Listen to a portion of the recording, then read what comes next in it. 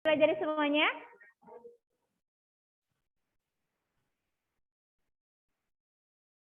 Sudah ada yang ngebuka? Atau dibiarkan saja? Barangkali di-download aja belum? Udah ya? Oke. Awal pertemuan kita, ekonomi moneter, saya akan membahas dulu tentang cakupan dalam ekonomi moneter itu apa ya. Saya izin untuk share screen dulu. Bentar. Sebelumnya sudah pada konsentrasi belum untuk memulai perkuliahan kita? Barangkali ada yang masih berbau bantal atau masih menarik selimut karena hari ini memang cukup lembab gitu ya. Kebetulan di tempat saya tidak hujan besar, belum hujan, cuman ada gerimis rintik-rintik saja dari beberapa hari kemarin. Jadi belum ada hujan besar. Mungkin di daerah saudara yang lainnya yang tersebar di Pulau Jawa atau Sumatera sudah mengalami hujan besar? Bekasi sudah, Bu. Masih hujan? Besar enggak? Besar, Bu, dari semalam sampai tadi. Hujan ya? Mudah-mudahan hujannya tidak menimbulkan banjir ya. Oke. Di saya belum ada hujan nih. Hujannya baru ketiur-ketiur aja ya. Oke, mudah-mudahan ayo kita buat yel-yel untuk bersemangat dulu. Semuanya sudah mulai belum? Fahrul Dena coba kita awali dengan semuanya unjuk gigi dulu. Kita senam mulut biar muka kita segar untuk bisa membuat mata itu berada pada kondisi derajat berapa? 360 derajat. Oke ya. Oke, coba semuanya. Saya hitung 1, 2, 3. Perlihatan gigi saudara. Saya akan share screen dulu. Ya, saya akan share screen dulu pada hitungan ketiga. Oke, siap-siap semuanya. 1, 2, 3.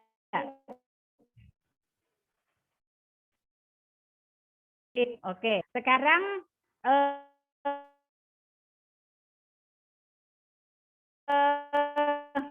2, 3. Nanti coba saudara tangannya gini semuanya. Jadi di depan kamera tangannya begini semuanya. Oke, tangannya gini semuanya ya. Jadi biar kelihatan kompak. Dan terutama nanti kalau saya hitung pada hitungan ketiga, tangan saudara dua-duanya begitu, artinya kan saudara sudah, otaknya sudah mulai tuning ya. Sudah mulai di tuning berada pada sinyal yang sama seperti itu ya, sebelum kita mengawali. Nanti saya tahu-tahu kalau sudah langsung masuk memberikan materi, ternyata saudara sinyalnya itu masih kemana ya? Saya berada pada frekuensi 2,5 Hz, ternyata saudara berada pada frekuensi 5 Hz, begitu kan? Tidak akan berada pada frekuensi yang sama. Oke, kita screenshot yang kedua ya. Saya sebentar, yang tadi belum di ini dulu, di save dulu.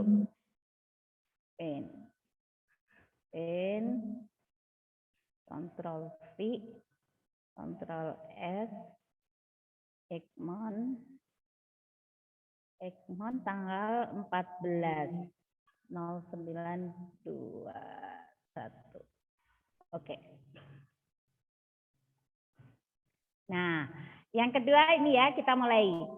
Hitungan ketiga, tangan saudara berada di sini semuanya.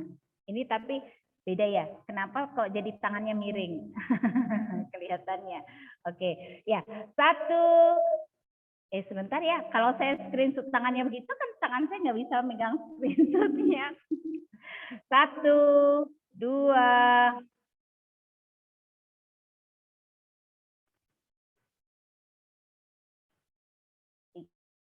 Ya. Kita ulangi, tangannya agak ke atas. Ada yang terlalu ke bawah, jadi nggak kelihatan. Oke. 1, 2, 3. Oke, siap. Saya saving dulu.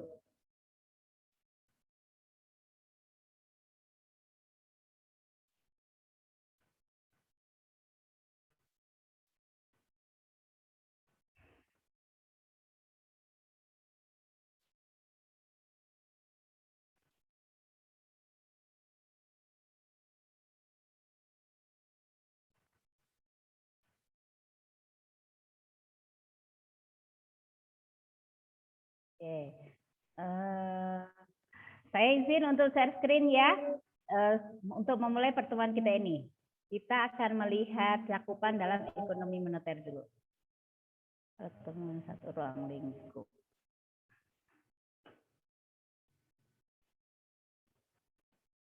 Oke, udah kelihatan ya?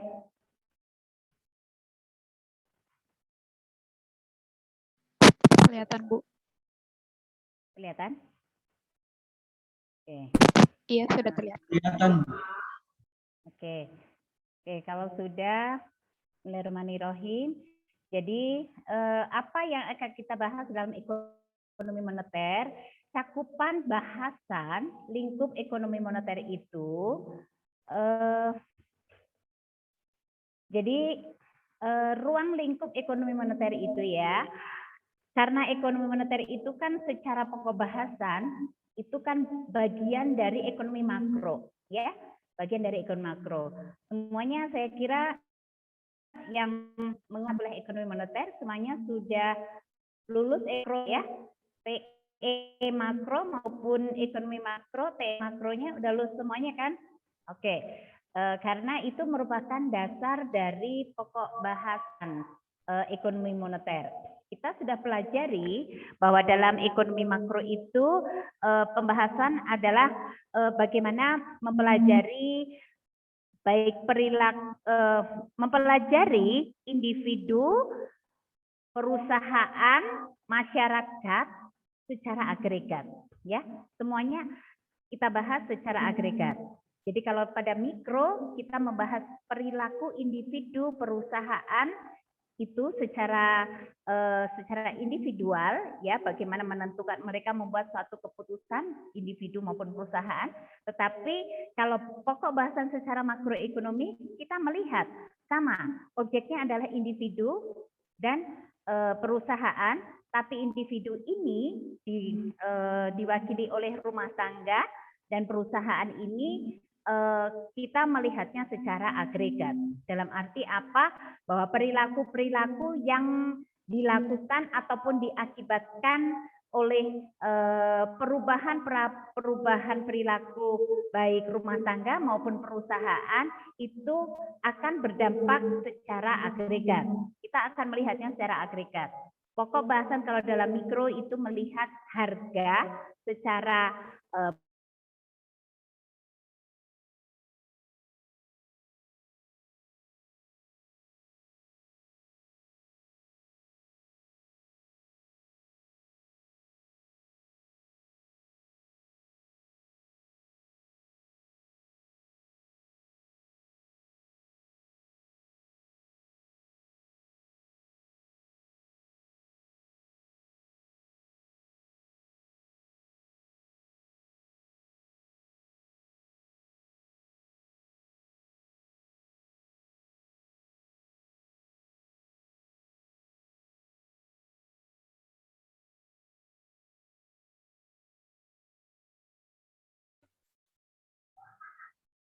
Halo.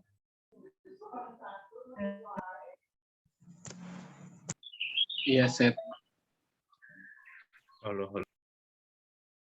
Oh. Halo. Kali belum sembuh-sembuh juga. Sakit kepala, nggak kuat. Aduh, mohon maaf ya, ini sinyalnya hilang karena mendung ya. Jadi begitu ya, karena ekonomi moneter bagian dari ekonomi makro ya, dari teori makro. Jadi yang kita membahas seluruh kebijakan, rangkaian kebijakan yang ada dalam ekonomi moneter itu kita membahasnya dalam kacamata kerangka berpikir makroekonomi, kerangka berpikir secara agregat, itu seperti itu ya. Oke, kita berpikir dulu pada TI makro ya. Di TI makro itu ada beberapa aliran. Salah satu aliran yang paling terkini yaitu kan Keynes ya. Keynes mengungkapkan bahwa di situ bahwa dalam perekonomian itu ternyata perlu campur tangan pemerintah, ya kan? Campur tangan pemerintah, di mana campur tangan pemerintah itu berupa kebijakan fiskal dan kebijakan moneter. Nah, yang akan kita bahas di sini karena dalam secara makroekonomi secara agregat itu kita dalam ekonomi itu dipilahkan menjadi dua kebijakan besar, fiskal dan moneter, di mana sektor fiskal itu membahas tentang sektor real. Sektor real itu adalah sektor-sektor yang langsung bisa menghasilkan output berupa barang dan jasa. Sedangkan kebijakan moneter yaitu berkenaan dengan sektor moneter yaitu berupa akan membahas jadi cakupannya berupa pasar uang. Jadi dalam perekonomian secara agregat itu ada dua pasar, yaitu pasar barang dan pasar uang. Pasar barang itu dibahas di dalam kebijakan fiskal, kalau pasar uang dibahas dalam pokok bahasan kebijakan moneter. Kita di sini berbicaranya bukan hanya kebijakannya saja, kita mempelajari ekonominya. Jadi ekonomi itu adalah keilmuannya, pokok keilmuan ekonomi yang menyangkut khususnya di sektor yang sebagian besar pada pasar uang. Itu seperti itu ya. Oke, saya izin share screen lagi.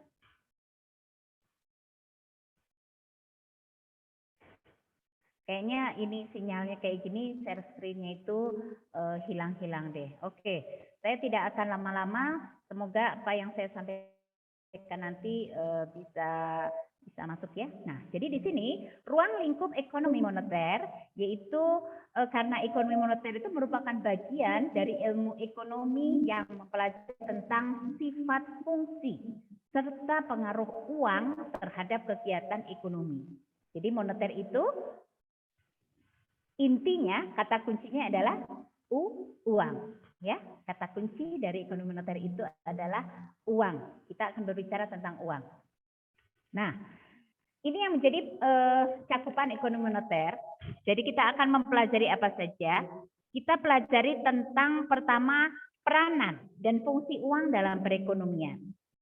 Yang kedua, sistem moneter serta pengaruhnya terhadap jumlah uang dan kredit.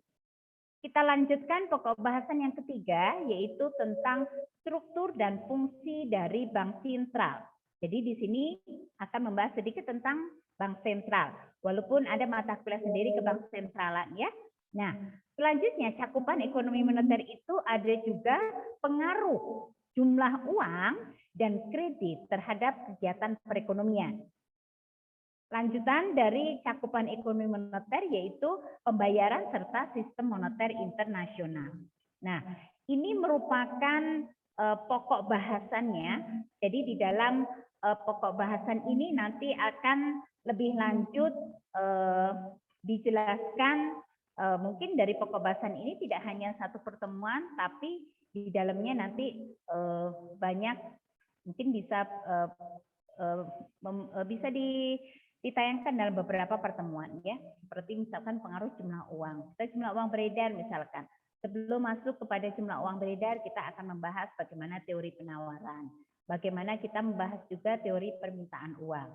Seperti itu. Oke, ini merupakan cakupan dari ekonomi moneter.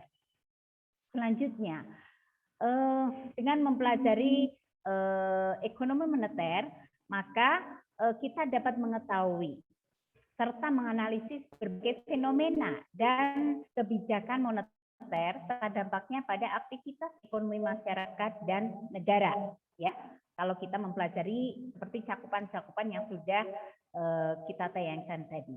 Nah, sebenarnya sebelum kita masuk kepada cakupan ekonomi moneter, karena kita akan menganalisis fenomena dari perekonomian di mana kita akan fenomena khususnya dalam hal bidang pasar uang. Jadi apa saja sih yang menjadi fenomena dalam ekonomi moneter?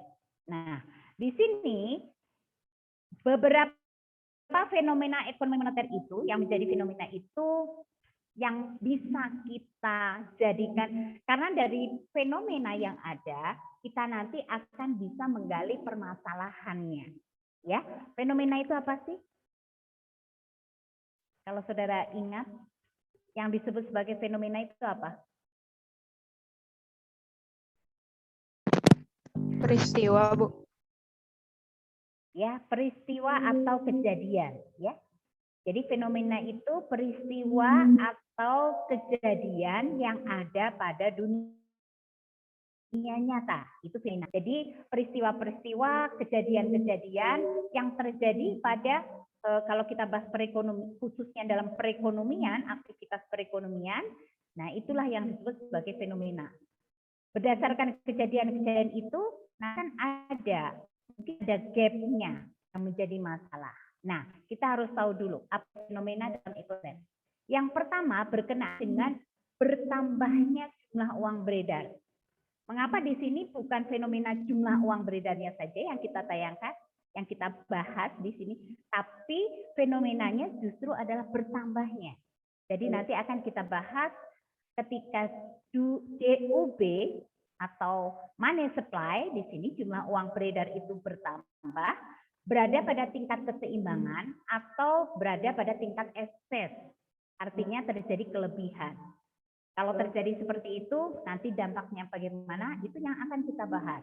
Nah, jadi ketika jumlah uang beredar itu bertambah, kemudian terjadi ekses money supply, itu adalah merupakan peristiwa. Selanjutnya, fenomena yang menjadi kajian dalam ekonomi moneter itu adalah berubahnya tingkat suku bunga. Ya, jadi variabelnya apa yang kedua?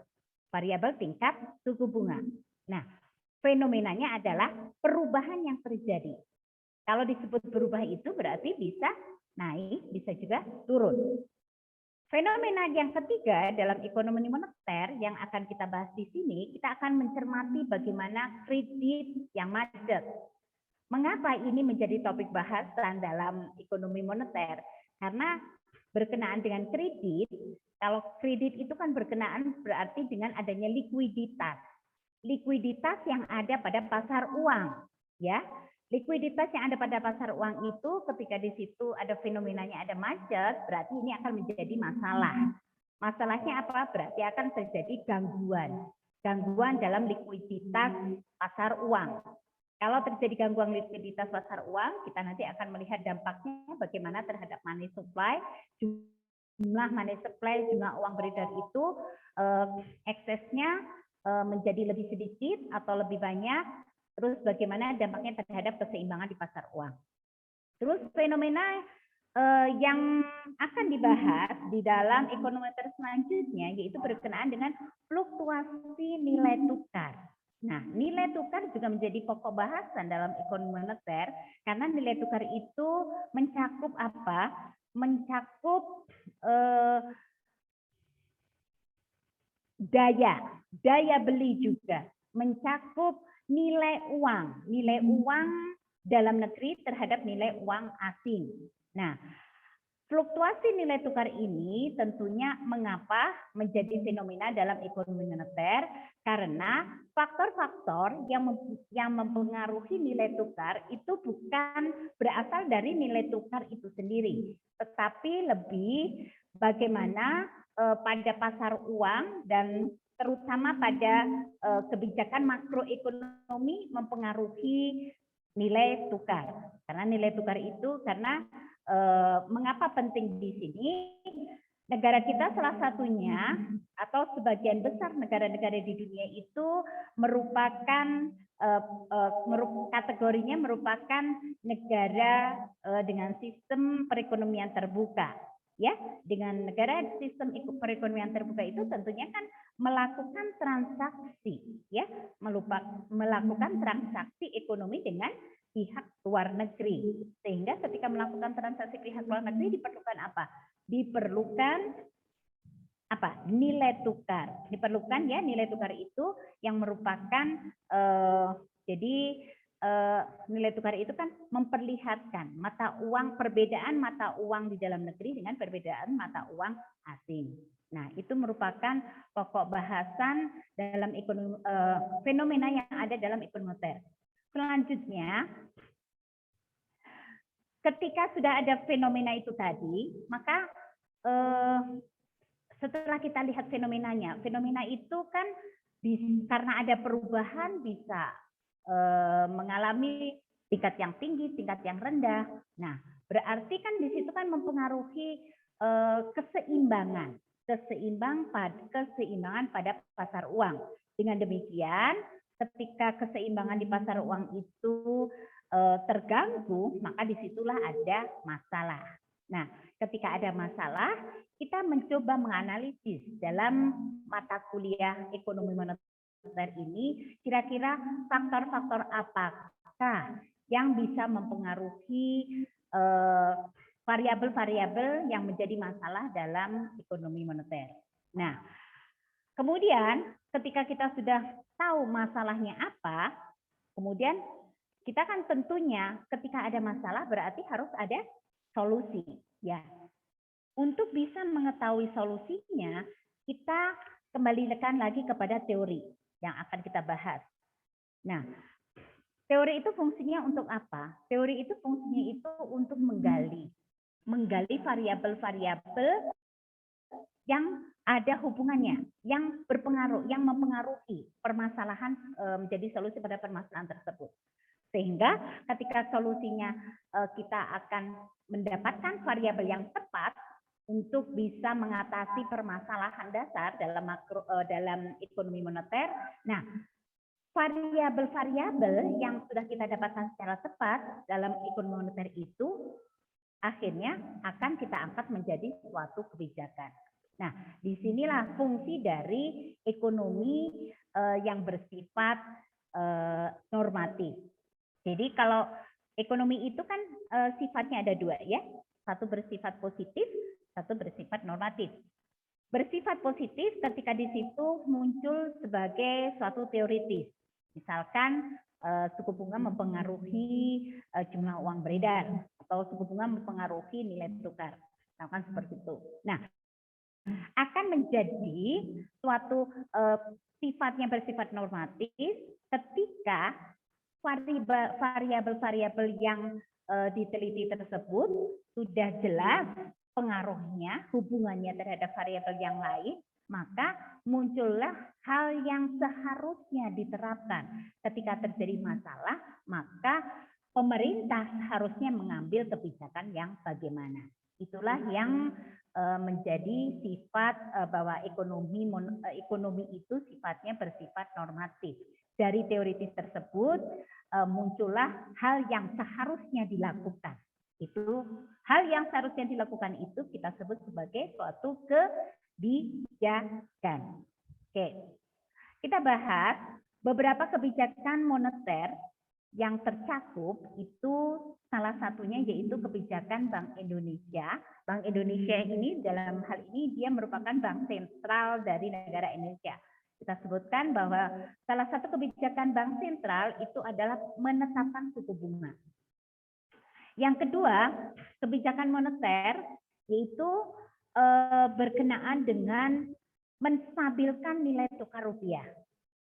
Yang ketiga, kebijakan moneter yang diambil oleh Bank Indonesia, di sini yang berperan sebagai bank sentral, yaitu kebijakan dalam mendorong penyaluran kredit.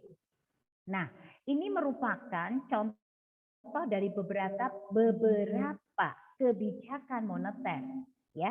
Salah satu contoh dari beberapa kebijakan moneter. Karena apa? Final ending dari pokok kajian ekonomi moneter, karena dalam ekonomi moneter itu kan kita berawal, kalau kita mempelajari suatu ilmu, itu kan berawal dari apa? Berawal dari apa? Kalau kita mempelajari suatu ilmu, berawal dari apa? Kita melihat apa? Masalah.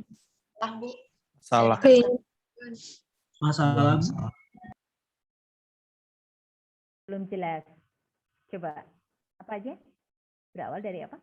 Masalah, Bu. Masalah. Masalah dari mana dulu? Bisa muncul masalah tadi? Fenomena. Dari Fenomena. Ya, fenomena itu kan merupakan peristiwa ya. Jadi muncul kajian ketika kita mempelajari suatu ilmu itu berawal dari apa? Fenomena. Karena kita melihat dari fenomena yang ada di mana. Karena kita sebagai manusia ya, sebagai manusia baik berupa individu, perusahaan, masyarakat itu kan berada dalam kegiatan ekonomi, ya kan? Berada dalam kegiatan ekonomi. Karena kita masuk dalam kegiatan ekonomi itu yang saudara bisa lihat dalam circular flow of activity ekonomi di situ ya. Dalam kegiatan ekonomi itu kan perputarannya itu, nah transaksi-transaksi yang sudah dilakukan itu menimbulkan ada kejadiannya apa saja? Kejadiannya adalah pasti yang jelas berkenaan dengan perubahan, ya enggak? Karena apa? Karena studi ilmu ekonomi adalah studi tentang perilaku.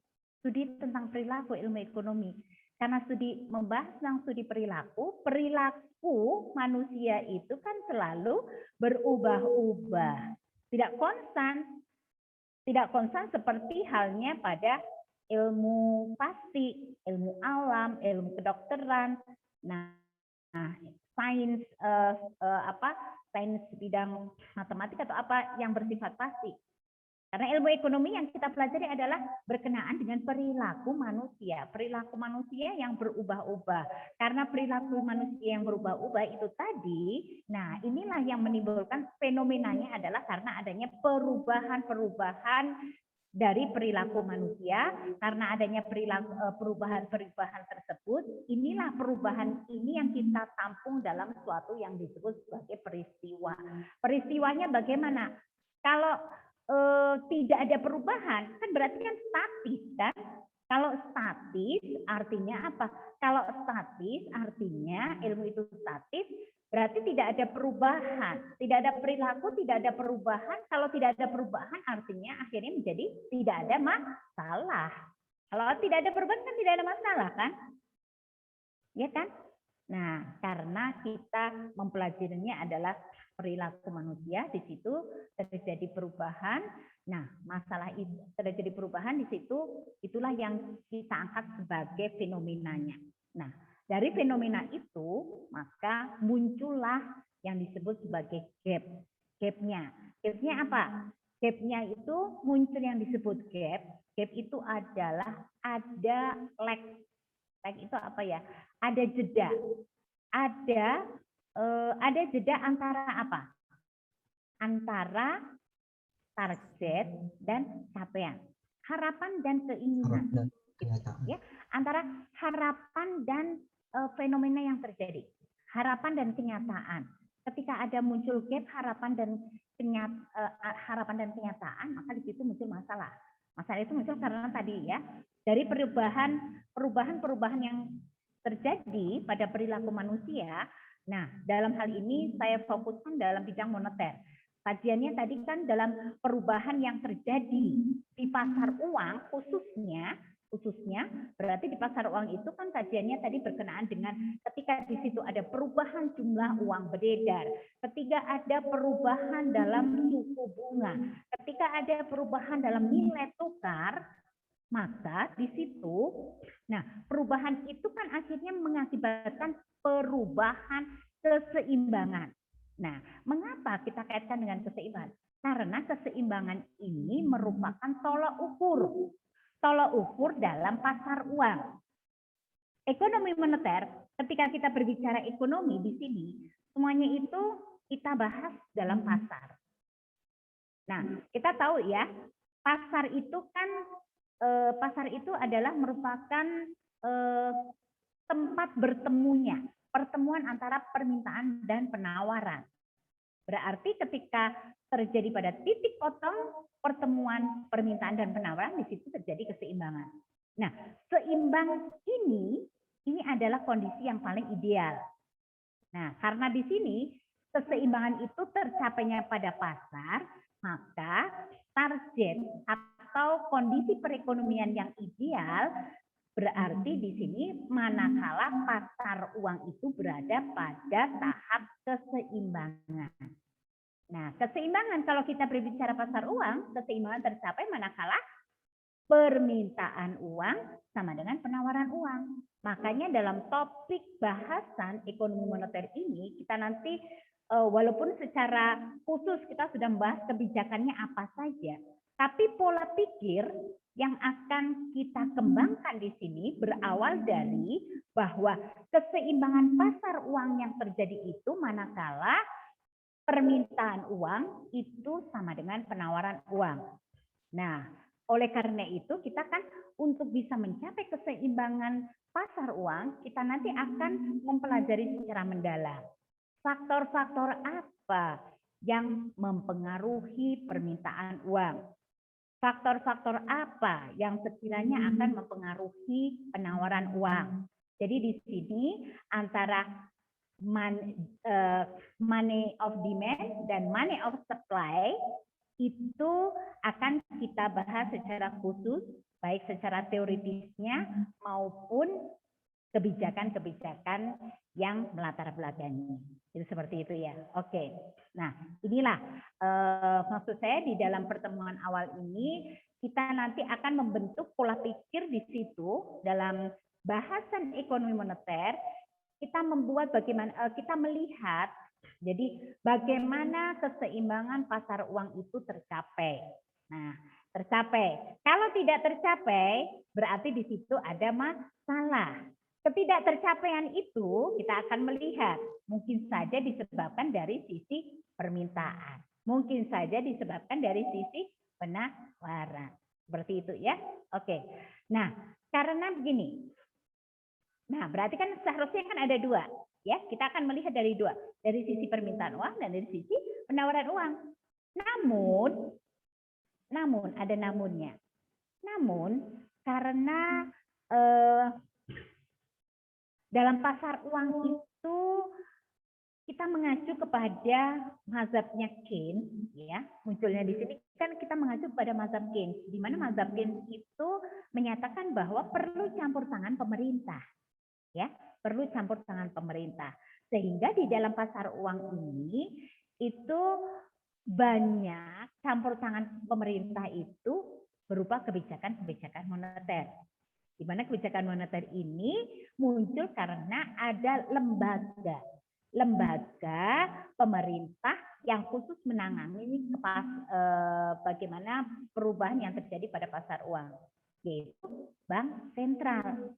Sehingga mungkin analisis dalam ekonomi moneter itu berbeda dengan analisis pada sisi kebijakan fiskal. Tapi di sini jadi peran dari Bank Sentral itu lebih besar. Jadi pokok bahasan kita itu nanti makanya di sini kenapa muncul kebijakan, karena kebijakan itu muncul datangnya karena ada intervensi pemerintah. Intervensi pemerintah yaitu Bank Sentral yang fungsinya seperti saya jelaskan yang tadi di atas, salah satu fungsinya itu kan dia mengawasi bagaimana agar jumlah uang beredar, tingkat suku bunga, dan nilai tukar itu berada pada posisi yang stabil. Itu seperti itu. Nah di sini jadi pokok bahasan kita lebih banyak dalam ekonomi moneter itu lebih banyak kepada sisi money supply-nya. Dan money supply itu sendiri mungkin lebih banyak bersifat rigid. Rigid itu apa? Rigid itu kan artinya tetap. Mengapa? Karena perubahan tersebut lebih berupa kebijakan. Jadi misalkan jumlah uang beredar, money supply kan itu jumlah money supply-nya itu nilainya itu tidak terlalu berubah-ubah karena perubahan itu yang melakukan akibat adanya kebijakan. Seperti itu ya. Nah, ini di sini. Dari sini kita masuk. Coba kita lihat hubungannya sekarang apa itu tujuan dari kebijakan moneter dari sini. Karena kita pokok bahasan ekonomi moneter itu kan itu tadi saya bilangkan bahwa di sini ada campur tangan pemerintah, yaitu ada lembaga berupa bank sentral. Dengan demikian kita harus tahu nih, apa sih tujuan dari kebijakan moneter? Nah, salah satu tujuan kebijakan moneter itu yaitu meningkatkan GDP. GDP itu saudara tahu kan? GDP itu kan adalah pendapatan nasional, ya, pendapatan nasional. Jadi tujuan kebijakan moneter salah satunya itu membuat agar pendapatan nasional atau GDP itu meningkat dan pengangguran itu rendah. Nah, kalau saudara lihat dari tujuan moneter yang pertama, ini berarti berkenaan dengan apa? Berkenaan dengan apa ini? Lapangan kerja, Bu. Ya, lapangan kerja boleh. Ini berkenaan berhubungan dengan apa? Tujuan makroekonomi, benar. Nah, saudara masih ingat nggak? Bagaimana cara meningkatkan GDP? Aduh, sebentar ini. Bagaimana cara? Sebentar ya, saya break sebentar. Ambil ini ya.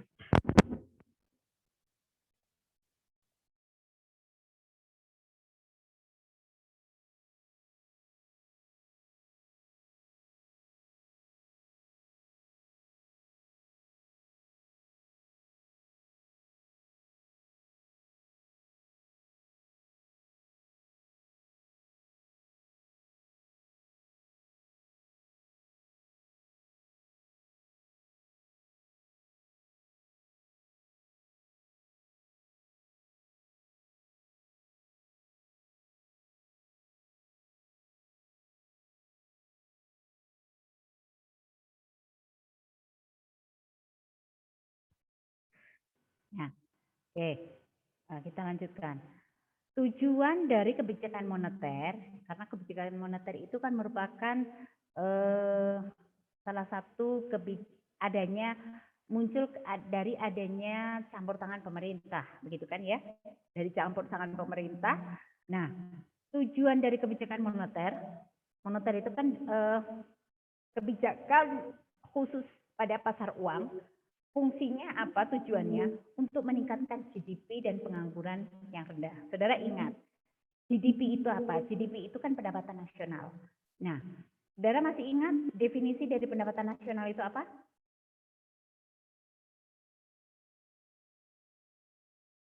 Definisi dari pendapatan nasional itu apa? Biar nyambung nih. Makanya saya bilang harus lulus dulu TE makronya.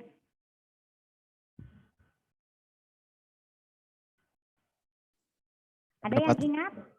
Ya, Destra? Pendapatan yang diterima oleh seluruh rumah tangga keluarga, Bu. Tidak, itu bukan definisi. Saya ingatkan kembali, kalau yang disebut sebagai definisi itu tidak bisa ditambah dan tidak bisa dikurangi. Mengapa? Karena dalam definisi itu terdapat variabel.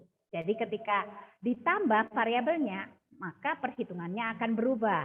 Ketika dikurangi variabelnya, saudara, satu kata saja itu berkurang, maka hitungannya juga akan berubah. Oke, masih ada yang ingat? Semua produk dan jasa yang dihasilkan sepanjang tahun, Bu, atau dalam satu periode, 1 tahun. Siapa yang menghasilkan? Negara. Masa yang menghasilkan negara? Rumah tangga. Rumah tangga, Bu, rumah tangga. Rumah tangga pemerintah, rumah tangga produksi, rumah tangga konsumen.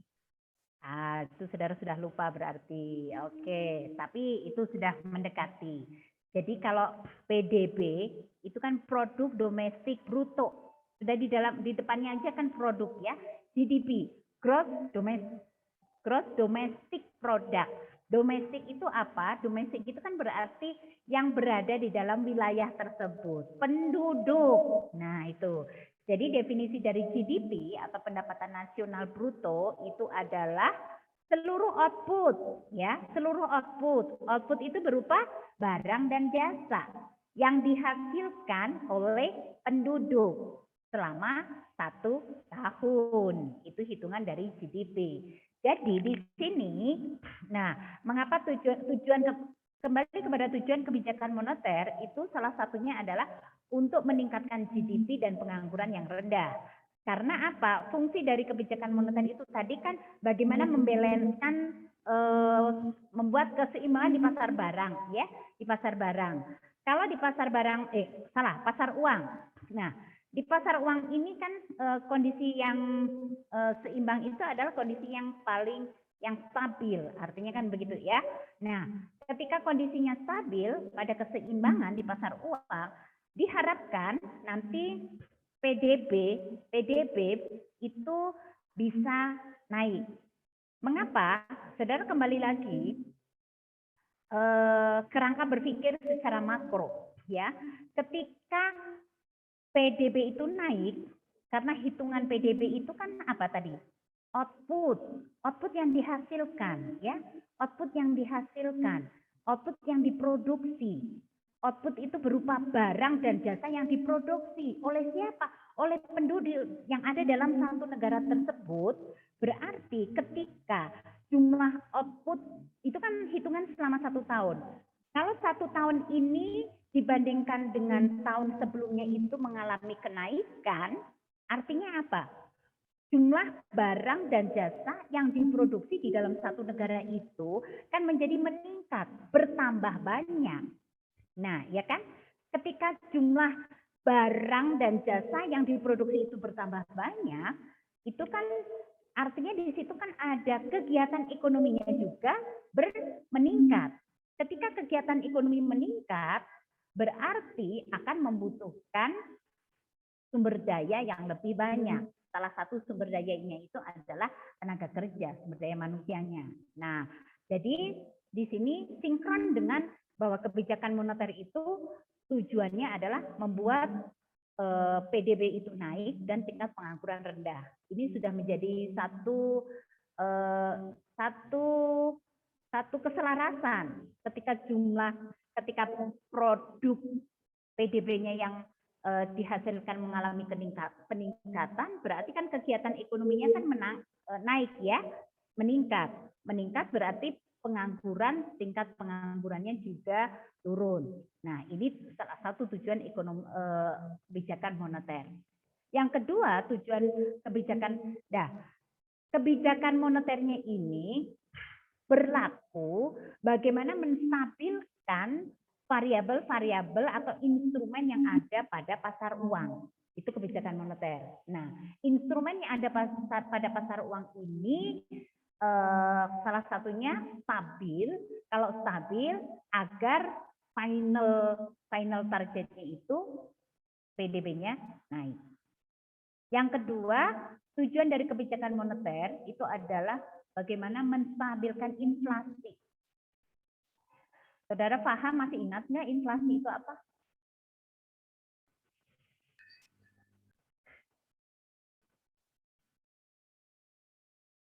Coba Farid, coba Ai.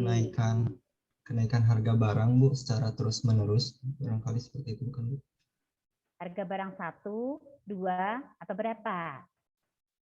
Seluruh harga barang mungkin, Bu. Nah, harus jelas ya. Inflasi itu kan kenaikan harga secara umum dan terus-menerus. Jadi seluruh harga ya, yang dilihat dari indeks harga.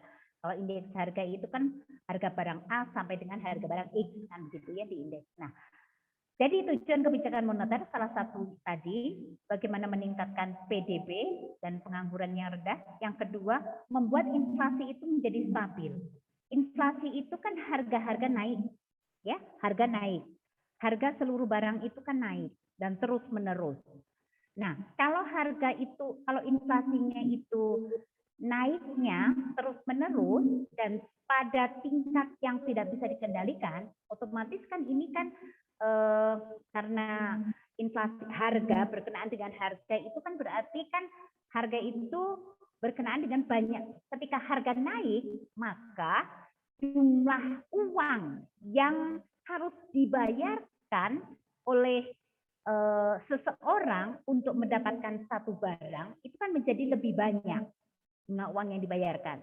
dengan demikian kalau dibandingkan jumlah barangnya tetap hanya satu, tetapi jumlah uang yang dibayarkan lebih banyak, artinya kalau kita lihat dari definisi di sini, jumlah barangnya tetap, tapi jumlah uangnya itu lebih banyak. Nah, artinya apa? Kalau kita kembalikan kepada saudara masih ingat teori kuantitas uang ya dari Irving Fisher ya, MV sama dengan PG atau PT, di mana MV itu MV itu M-nya adalah berupa jumlah uang beredar dikalikan dengan velocity of money, perputarannya itu sebanding dengan P kali T, harga dengan P kali dengan harga dikalikan dengan jumlah barang. Artinya apa? Seperti ini, harusnya kan ada keseimbangan antara pasar uang dan pasar barang. Nah, ketika terjadi inflasi, kenaikan harga, inflasi dalam hari ini itu akan mengganggu ketika inflasi tersebut tidak bisa dikendalikan. Jadi makanya dalam kebijakan moneter itu salah satu tujuannya itu menjaga kestabilan inflasi. Ini nanti Bank Sentral akan menentukan batas inflasi yang bisa ditolerir.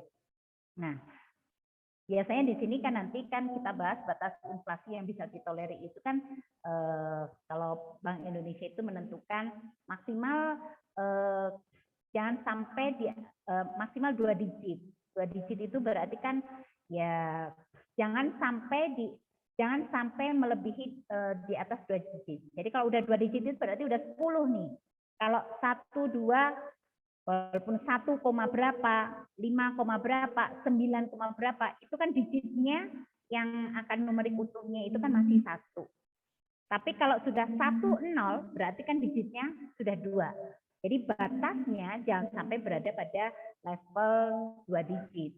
Kalau bisa ya di bawah 10, itu seperti itu targetnya. Nah, itu adalah nanti berkenaan dengan kebijakan moneter bagaimana kebijakan-kebijakan itu dengan instrumennya membuat inflasi itu terkendali walaupun terjadi kenaikan itu lumrah karena memang bisa menjadi motivasi juga buat produksi, tapi perlu dikendalikan jangan sampai melebihi hyperinflation. Itu seperti itu. Karena berefek kepada kondisi pasar barang juga.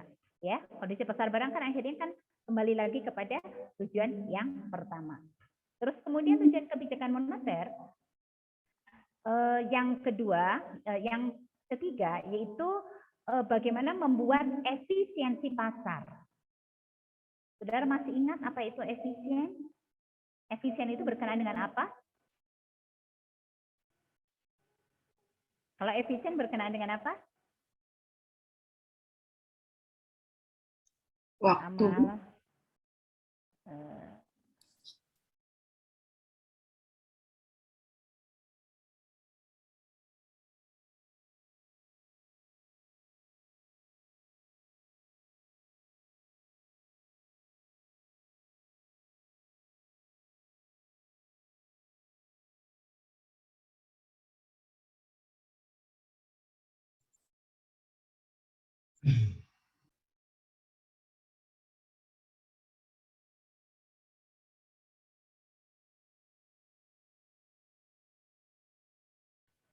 Maaf nih, ya hilang. Jadi share screen-nya hilang ya? Iya, Bu. Share screen kembali. Rumah saya itu ada di gunung. Jadi kalau hujan atau mendung seperti ini, sinyalnya itu hilang lep-lepan. Oke ya. Nah, tujuan dari kebijakan moneter yang ketiga yaitu efisiensi pasar. Saudara kembali lagi harus ingat apa definisi dari efisien. Efisien itu berkenaan dengan apa? Waktu. Pemaksimalan, Bu, atau Pemanfaatan sumber daya, Bu. optimalisasi. Pemanfaatan, apalagi pemberdayaan, apalagi ada yang punya lain? Ketepatan cara, Bu. Tepat, apalagi Pemaksimalan, Bu. maksimal, apalagi Kalau berbicara tentang efisien, saudara kan sudah belajar di pengantar mikro, efisiensi apa? Marginal efficiency of capital misalkan. Efisiensi itu berkenaan dengan input per output. Jadi perbandingan rasio berapa banyaknya input yang digunakan untuk menghasilkan output yang dihasilkan, ya. Dengan input yang digunakan akan menghasilkan berapa banyaknya output. Itu efisien. Nah, di sini kalau kita berbicara efisiensi pasar itu merupakan bagian dari kebijakan moneter. Jadi pasar itu dibuat menjadi seefisien mungkin. Seefisien mungkin dalam arti dengan bagaimana menggunakan input minimum untuk menghasilkan suatu output tertentu. Atau sebaliknya. Jadi semakin input yang digunakan sedikit, output yang dihasilkan banyak, itu berarti semakin efisien. Jadi kalau efisien itu berkenaan dengan input dan output. Tapi kalau efektivitas itu berkenaan dengan waktu. Semakin sedikit yang digunakan waktunya berarti semakin efektif. Kalau efisien dengan semakin sedikit input yang digunakan menghasilkan output yang lebih banyak itu berarti semakin efisien. Efisiensi pasar di sini artinya penggunaan input yang sedikit itu akan menghasilkan output yang banyak, tetapi efisiensi pasar ini di sini berkenaan juga dengan finalnya adalah kesejahteraan masyarakat. Jadi semakin pasar itu efisien, maka kesejahteraan masyarakat itu harus bisa tercapai. Nah, salah satu indikator dari kesejahteraan masyarakat itu bila mana pendapatan per kapitanya tinggi. Ya. Pendapatan per kapita itu rumusnya kan dari pendapatan nasional dibagi dengan jumlah penduduk. Artinya semakin dari tiap kepala penduduk yang berada dalam satu negara tersebut jumlah kalau dihitung pendapatan masing-masing per kepala itu semakin tinggi, artinya apa? Artinya produk barang dan jasa yang bisa dinikmatin sebagai balas jasa yang merupakan pendapatan sebagai balas jasa atas pemilikan faktor produksi oleh masing-masing individu itu semakin tinggi, ya kan? Kalau tingkat produk barang dan jasa yang bisa dinikmati oleh masing-masing penduduk per kepala semakin tinggi, artinya kan mereka semakin sejahtera. Nah, itu salah satu tolak ukur dari kesejahteraan yaitu pendapatan nasional yang tinggi. Mungkin nanti ada tolak ukur yang lainnya. Mungkin kalau itu berkenaan dengan hitungan kuantitas. Kalau hitungan kualitas mungkin bisa dilihat dari sisi pendidikan, kesehatan yang layak misalkan seperti itu. Nah, tujuan kebijakan moneter kembali lagi yaitu efisiensi pasar. Efisiensi pasar itu di sini berkenaan dengan kan kebijakan moneter itu melihat bagaimana pasar uang itu menjadi seimbang, ya, pasar uang seimbang. Pasar uang seimbang di sini kalau pasar itu efisien artinya tidak banyak hal-hal atau input yang terbuang percuma. Ya, tidak banyak input yang terbuang percuma sedangkan hasilnya kecil. Jadi dibuat efisiensi pasar itu bagaimana menggunakan input itu menjadi berkualitas dan terpakai seluruhnya sehingga menghasilkan hasil yang maksimal. Outputnya berupa barang dan jasa yang maksimal. Makanya di sini dalam efisiensi pasar itu juga nanti hubungannya dengan eksternalitas. Jadi dalam kebijakan moneter itu bagaimana membuat pasar itu efisien, salah satunya jangan sampai harga itu hubungannya dengan harga naik. Kalau harga terlalu tinggi artinya kan akan mempengaruhi jumlah produk barang yang dihasilkan itu juga kan akan menjadi lebih sedikit. Kalau jumlah barang yang bisa dihasilkan lebih sedikit dengan adanya harga yang mahal, berarti pasar kan menjadi tidak efisien. Mengapa pasar tidak efisien? Karena setiap jumlah penduduk yang berada dalam satu negara tersebut, tingkat kesejahteraannya itu kan menjadi lebih rendah karena mereka bisa menikmati barang dan jasa dengan lebih sedikit karena harga yang mahal tersebut. Nah, ini salah satu tujuan dari kebijakan moneter, yaitu melalui instrumen kebijakan moneter, jumlah uang beredar, suku bunga, nilai tukar, itu dibuat dikendalikan agar bisa mempengaruhi di pasar outputnya itu juga menjadi lebih efisien. Tercipta desain pasar itu seperti itu. Oke, ini merupakan saya pada pertemuan ini hanya memberikan sedikit saja gambaran dari cakupan dari ruang lingkup ekonomi moneter. Mungkin di antara saudara ada yang bertanya.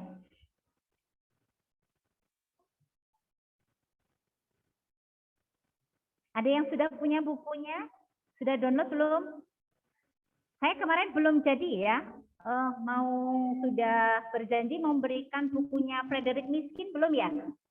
Sudah belum? Belum, Bu. Belum, Bu. Lupa saya. Bukan lupa. Tenggelam dengan tugas yang lainnya. Kalau tidak langsung ini akhirnya kelewat ya, tenggelam dengan tugas yang lainnya. Karena sekarang ini prodi kita sedang mepet untuk menyiapkan akreditasi internasional. Nanti tanggal 4 Oktober itu ada visitasi akreditasi internasional. Jadi kita semuanya bekerja sama untuk mempersiapkan itu ya. Bentar. Ibu saya disimpan di mana ya? Itu buku textbook. Mungkin saudara sudah ada yang punya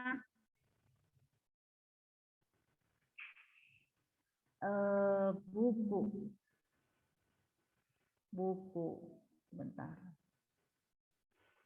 Bitcoin, blockchain, kontroversi ekonomi, yuk, materi geometri, materi moneter, standard, moneter world.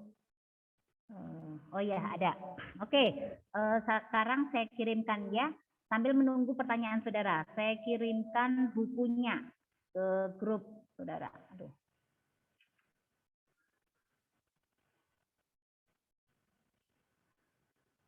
Grup apa ya? Mana grupnya? Grup ekonomi kok ini? Mana?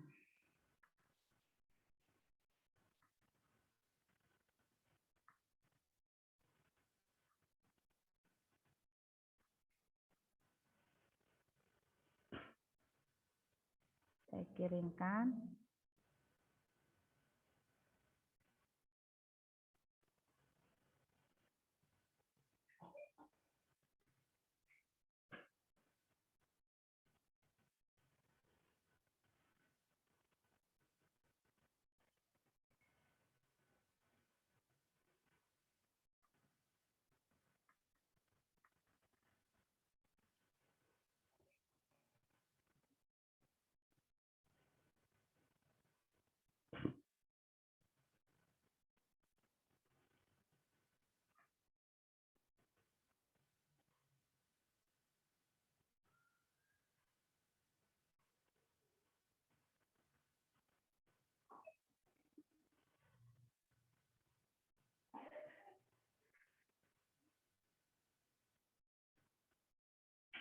Itu yang Frederick Miskin saya sudah kirimkan tuh.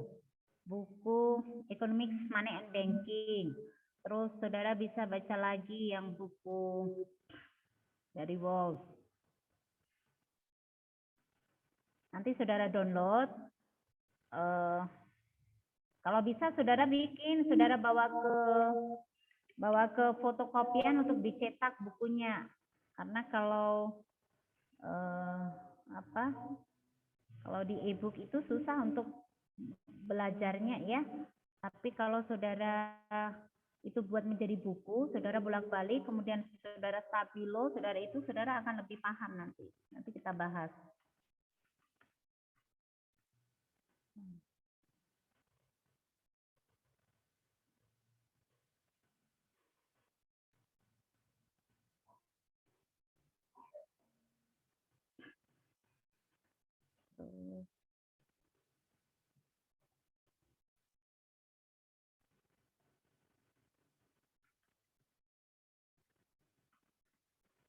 Dua, tiga.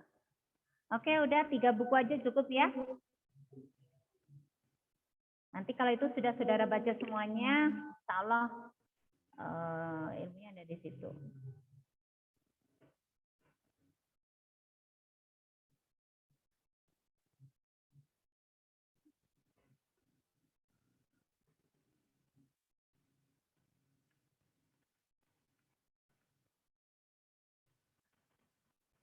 Oke, jadi ada pertanyaan nggak? Kalau tidak ada pertanyaan, saya juga belum ini ya, membagi, nanti aja deh. Membagi kelompoknya. 10 ya. Jadi kelompoknya ya, kelompok. Jadi kan kemarin saya bagi berapa? 7 kelompok ya. 7 kelompok. Nanti habis ini saya berikan 7 kelompok itu sekarang aja ya. 7 kelompok. Kelompoknya berdasarkan akademi, terus RPS, mana?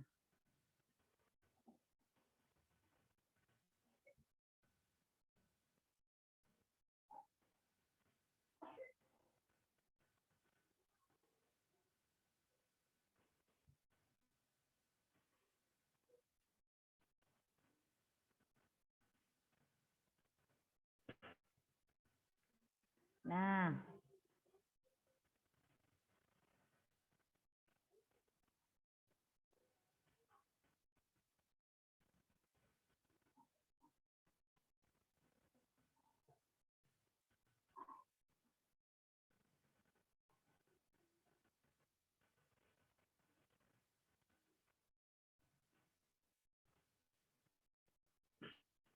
oke, saudara tulis ya.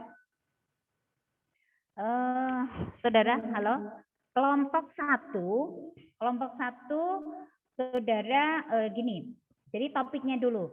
Topiknya yaitu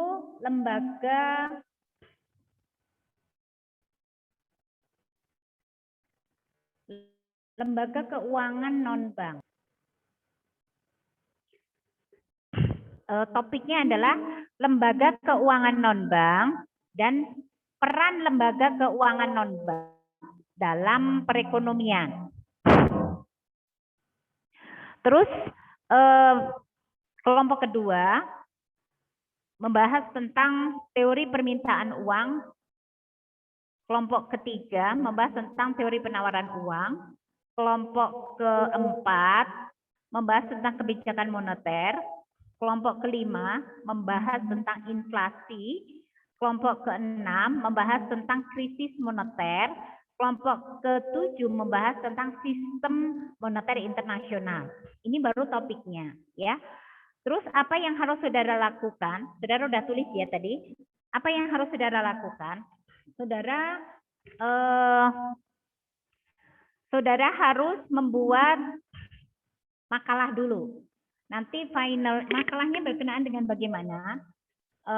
Misalkan kelompok 1 itu peran lembaga keuangan non-bank dalam perekonomian.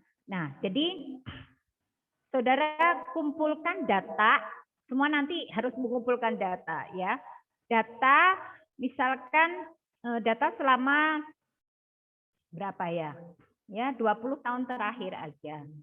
Data selama 20 tahun terakhir berarti dari tahun 2021 ya. Dari tahun 2000 sampai 2020 ya. Nah, data ini berkenaan dengan masing-masing, misalkan kalau peran lembaga keuangan berarti berapa jumlah lembaga, maksudnya jumlah lembaga, kemudian berapa jumlah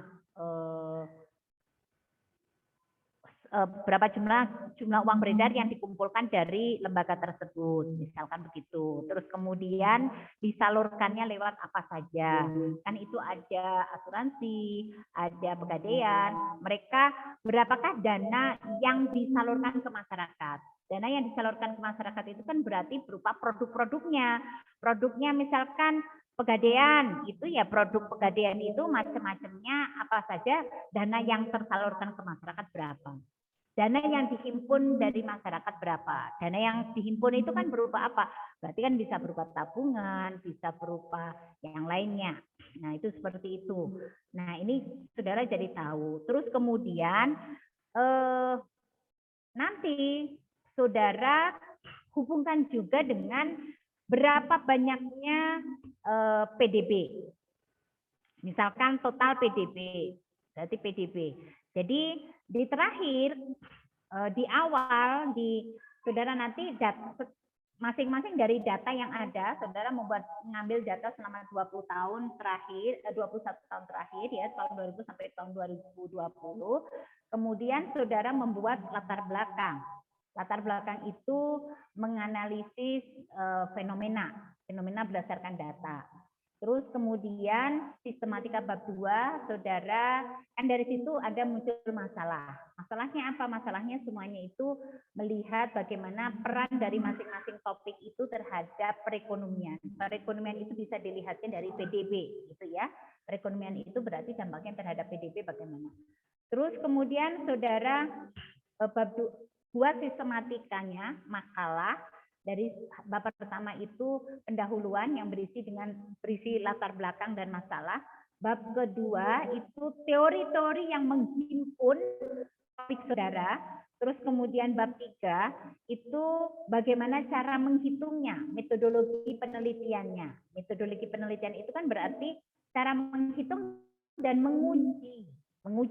Saudara kan sudah dapat ekonometrika, cara mengujinya. Jadi buat saudara semacam ya mini riset, ini seperti mini riset. Terus kemudian saudara seperti ada di mini skripsi, coba ya dari situ ya. Jadi uji apa di ekonometrika meliputi uji hipotesis, meliputi uji asumsi klasiknya, karena saudara harus menguji itu kan menggunakan regresi. Terus kemudian bab 4 pembahasan dari membahas permasalahan dan hipotesis yang saudara tentukan tadi, bab 5-nya kesimpulan.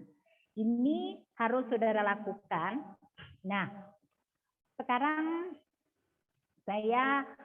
saudara harus mengumpulkan ya 4 minggu berikutnya. 4 minggu berikutnya itu berarti kan setelah 4 pertemuan ini, ya.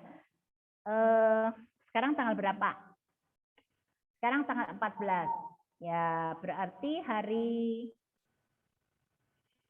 Selasa untuk bulan Oktober, minggu kedua. Saudara harus kumpulkan semuanya, bukan kelompok satu saja.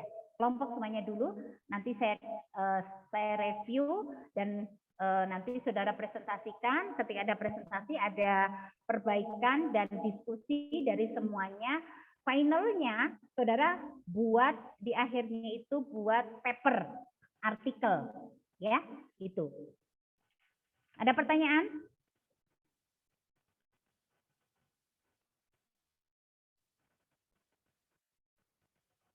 Ada pertanyaan? Bu, untuk bulan berikutnya di minggu kedua itu apakah sudah harus dengan PowerPoint-nya untuk presentasi atau cukup akalahnya terlebih dahulu? Belum PowerPoint-nya. Saudara presentasinya nanti setelah UTS saja. Baik, Ya? Bu. Bisa gitu. Oke ya, siap ya. Jadi saudara mulai minggu ini, jadi saudara sudah mulai mengumpulkan data. Nanti lebih lanjut kalau ada pertanyaan, silakan jabri saja kepada saya. Oke, kepada PJ, mohon untuk diabsenkan ya, absenkan. Saya akan memberikan materi ini tadi, PowerPoint-nya mungkin ke spot, saudara nanti bisa ambil di spot dan saudara absen juga masuk ke spot ya. Oke ya. Sampai di sini dulu. Assalamualaikum warahmatullahi wabarakatuh. Waalaikumsalam. Terima kasih, Bu. Terima kasih, Bu. Terima kasih, Bu. Ibu. Salam.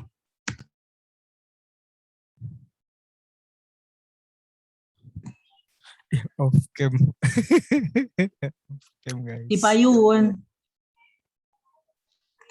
Enggak. Des, recordnya Des.